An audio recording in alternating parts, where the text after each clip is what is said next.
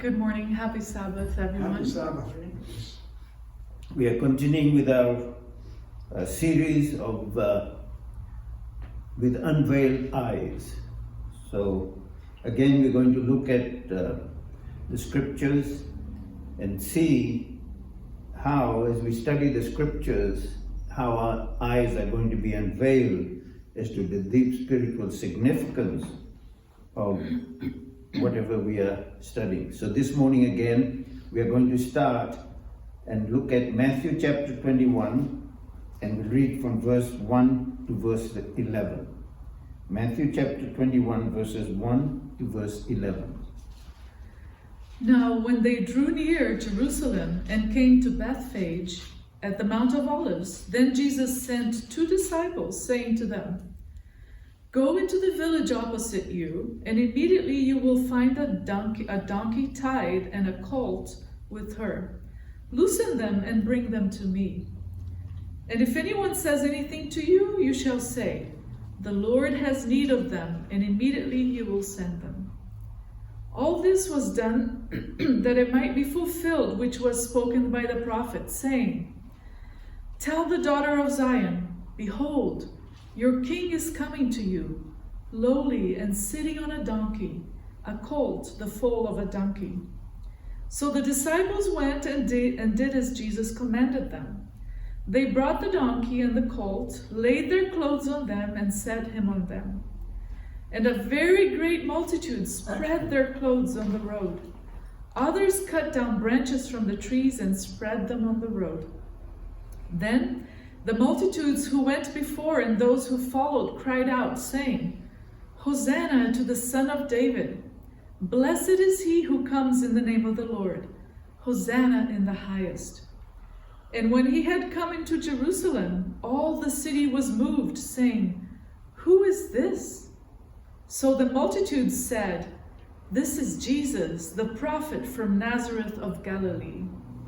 So here we see this dramatic moment, and this is the Passover season, and Jerusalem is crowded with pilgrims.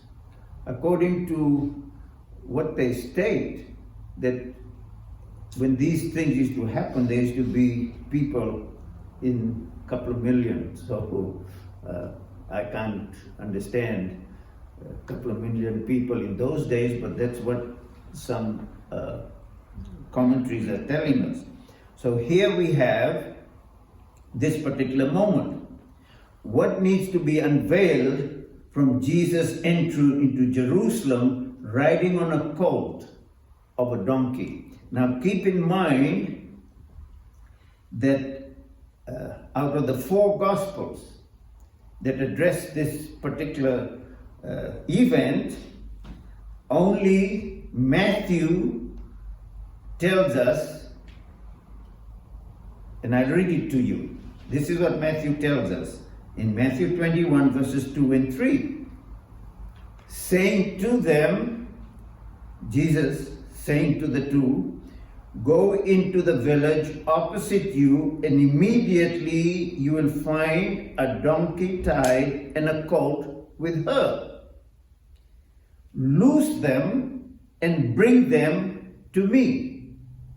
Both, okay? "And if anyone says anything to you, you shall say, 'The Lord has need of them,' and immediately he will send them." Okay, so both donkey and colt. And then it reads that Jesus rode the both of them. I mean, it reads Jesus rode both of them. This is the only gospel that talks of the 2. The others all just address the colt. Now, something I want that is so important that we understand, okay? Now, the donkey itself and the colt. The colt is the offspring of that particular donkey, okay?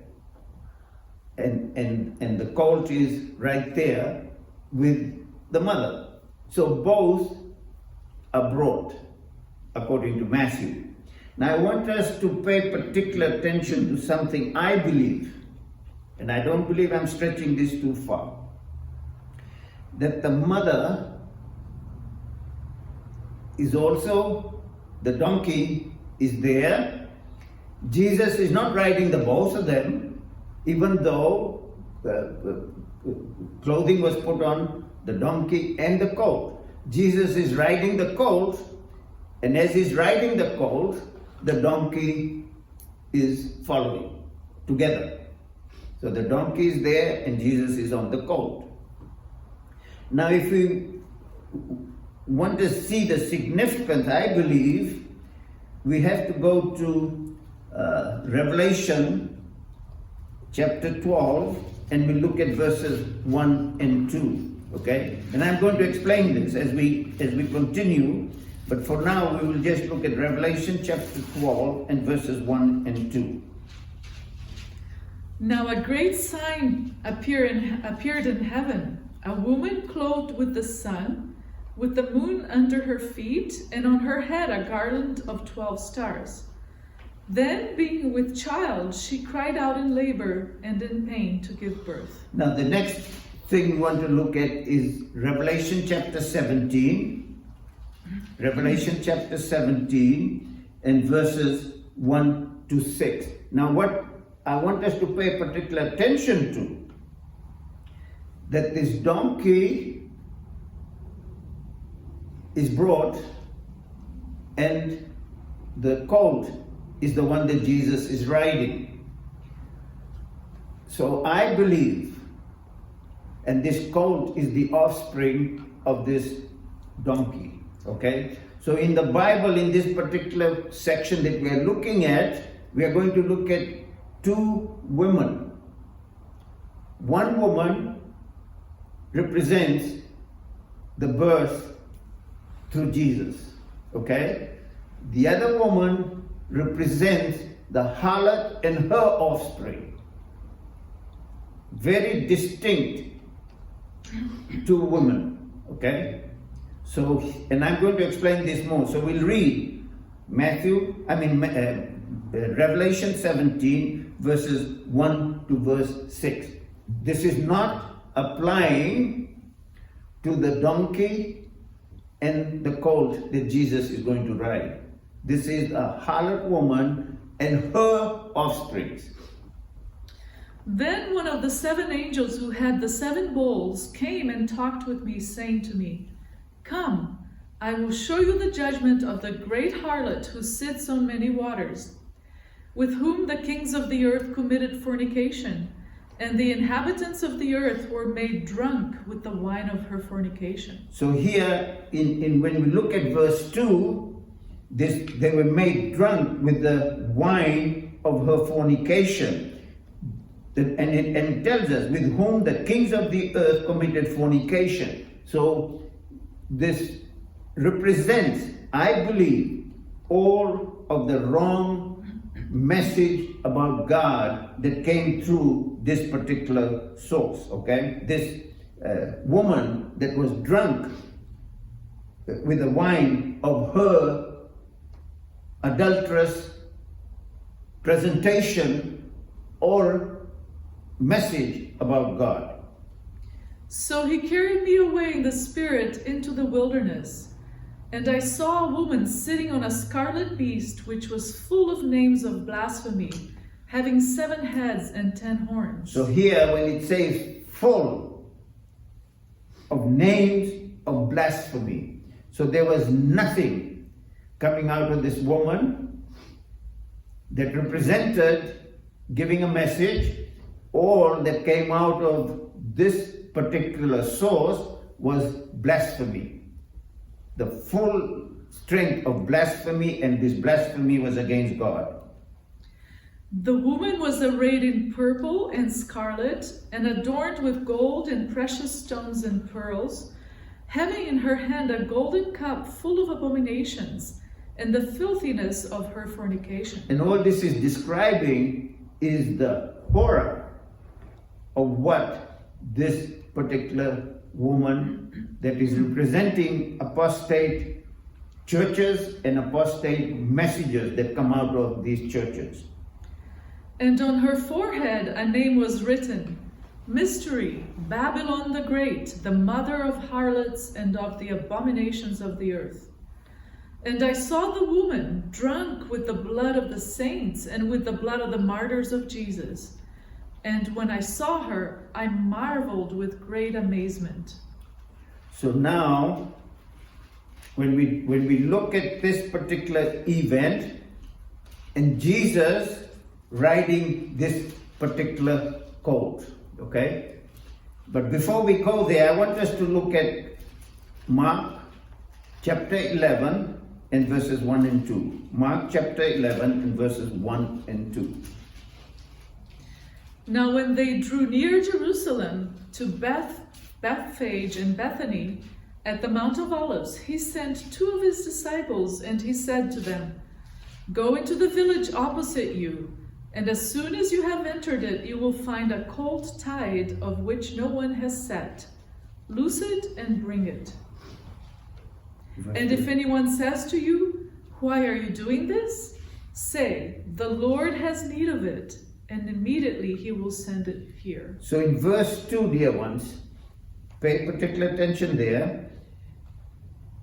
Go into the village opposite you, and as soon as you have entered it, you will find a colt tied on which no one has sat. Pay particular attention to that. A colt on which no one has sat.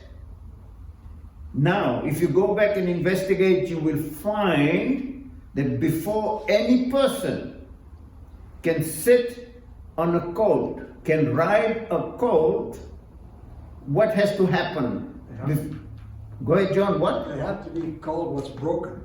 There you are. If you went out and tried to sit on a colt that's not broken, you'd be thrown off. Oh yeah. There you are. So what John has said is very, very important. Nobody can sit on a colt until that colt has been broken, so that a human being can sit on it. If not, it will shake you and throw you completely off. Okay? Now this is a very important thing that we are seeing. So you've got the donkey right there, the mother, and if a mother saw somebody sitting on a colt that hasn't been broken, you can imagine how even the mother would react. Okay? Extremely important. But here, Jesus sits on this colt, and the scriptures are telling us very clearly on which no one has sat. Think, here, this colt allows Jesus to sit on it and does not react in any negative way. Even this colt had some kind of an understanding that this person who's sitting on me is somebody that is uniquely different and does not react in any violent or negative way. Okay? That's extremely important that is emphasized. And then in Matthew 21 verse 10, and it states, and when he had come into Jerusalem, all the city was moved, saying, Who is this? Remember what we studied last week? On the manna? And they said, What is this? It was a gift. Who is it? And they never could understand who is this. But here, the people are asking the question as Jesus is riding this colt. Who is this? So the multitude said, This is Jesus, the prophet from Nazareth of Galilee. Okay? So these people here have acknowledged Jesus. Dear ones, what ends up happening in this particular situation, when Jesus comes in with this colt, he comes in as a witness of God. Okay, that's why they asked the question, who is this? And the multitude said, this is Jesus of Nazareth of Galilee. I'm sure we know this, and I elaborate on this a bit. Whenever a victor had won in a war, when they came back to their city, wherever the victory was to be celebrated, do you know how they came in? With major pomp, with horses and chariots and all the riders, and with them came all the captives that they brought from the war. Okay? But what Jesus is demonstrating, extremely important for us. What Jesus is demonstrating is that he came not with this worldly kingdom principle. He came with God's kingdom ways. And in God's kingdom ways, we will read. It's talking of Jesus. Okay? For that, we want to look at Isaiah chapter 9. And for the starting point, we look at Isaiah chapter 9 and verse 6. Only Isaiah 9 verse 6. For unto us a child is born, unto us a son is given, and the government will be upon his shoulder, and his name will be called Wonderful, Counselor. No, just verse 6. That is verse 6. Oh, okay, sorry. Wonderful Counselor, Mighty God, Everlasting Father, Prince of Peace. Okay, the last letter portion of that, he's referring of Jesus. Okay, his name will be called Wonderful Counselor, Mighty God, Everlasting Father, Prince of Peace. So when he talks of being Everlasting Father, he's teaching that he's no different to who? To the Father. Okay? Now if you look at Isaiah chapter 53, Isaiah chapter 53 as a cross-reference, and look at verse 9. Isaiah 53 verse 9. And they made his grave with the wicked, but with the rich at his death, because he had done no violence, nor was any deceit in his mouth. So this Everlasting Father, Prince of Peace, who had committed no violence and no deceit was in his mouth. No way did he do anything to blaspheme God's character.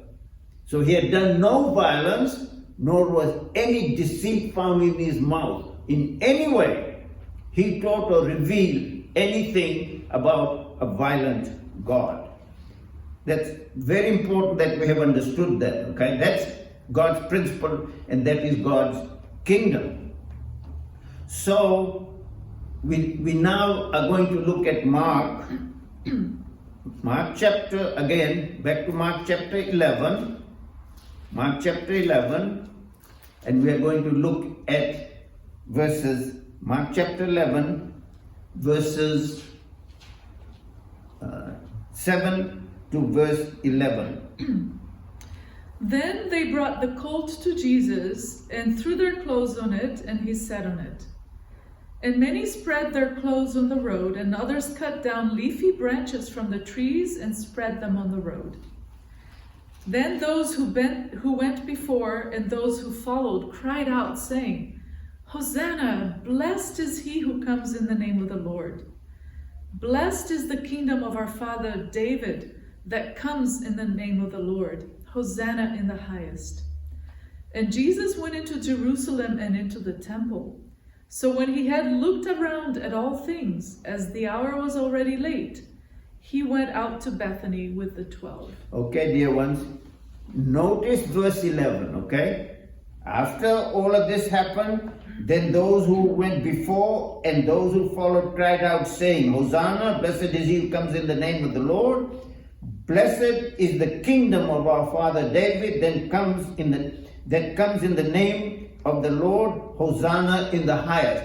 Verse 11 tells us, and immediately after this, verse 11 tells us, and Jesus went into Jerusalem and into the temple.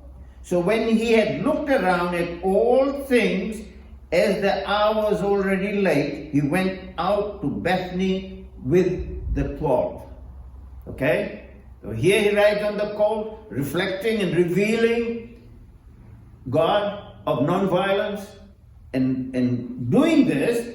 And Luke, Mark tells us in verse 11, and Jesus went into Jerusalem and into the temple. So when he had looked around at all things, as the hour was already late, he went out to Bethany with the 12. Now look at what Matthew, the same event, look at what Matthew 21 verses 8 to verse 17. Matthew chapter 21 verses 8 to verse 17. We're going to read, we're repeating this, but this is how Matthew writes now. And a very great multitude spread their clothes on the road. Others cut down branches from the trees and spread them on the road. Then the multitudes who went before and those who followed cried out, saying, Hosanna to the Son of David. Blessed is he who comes in the name of the Lord. Hosanna in the highest. And when he had come into Jerusalem, all the city was moved, saying, Who is this? So the multitude said, This is Jesus, the prophet from Nazareth of Galilee. Then Jesus went into the temple of God and drove out all those who bought and sold in the temple, and overturned the tables of the money changers and the seats of those who sold doves. So can you see the difference, dear ones? What happened in the Mark passage, all that tells us after the whole event, Jesus went into Jerusalem and into the temple. So when he had looked around at all things, as the hour was already late, he went out to Bethany with the 12. So he went into the temple, and the event there doesn't tell us what happened. But in Matthew, it tells us, then Jesus went into the temple of God and drove out all of those who bought and sold in the temple, and overturned the tables of the money changers and the seats of those who sold doves. Continue. And when he said to them, It is written, My house shall be called a house of prayer, but you have made it a den of thieves. Then the blind and the lame came to him in the temple, and he healed them. But when the chief priests and scribes saw the wonderful things that he did, and the children crying out in the temple and saying, Hosanna to the Son of David, they were indignant and said to him, Do you hear what these are saying? And Jesus said to them, Yes. Have you never read, Out of the mouth of babes and nursing infants you have perfected praise? Then he left them and went out of the city to Bethany, and he lodged there. So here, Jesus cleanses the temple. And we are given a description how all this cleansing happens. And before that, in that whole cleansing process, but when the chief priest, in verse 14, then the blind and the lame came to him in the temple, and he healed them. The spiritual leaders took off what happened when they saw what happened in the cleansing process. Okay? But there were other people that were drawn to Jesus, and particularly look at what is in verse 15. Then the blind came and the lame came to him in the temple, and he healed them. But when the chief priests and scribes saw the wonderful things that he did, and the children crying out in the temple and saying, Hosanna to the Son of David, they were indignant. How come the children didn't run? Because what? The children like that coat, had a better understanding of Jesus than even the leadership. The leadership took off. The very act of Jesus in cleansing and doing what he did, for them, it was violence and danger. But it was not violence and danger. For them it was because of the mindset. But for the children, they were attracted to him. And they claimed and they said what they said.